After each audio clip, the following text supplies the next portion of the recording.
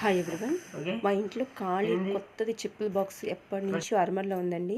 చాలామంది ఇలాంటి బాక్సెస్ రంగు కాగితాలు అంటించి ఆర్గనైజింగ్ బాక్సెస్గా యూస్ చేస్తున్నారు.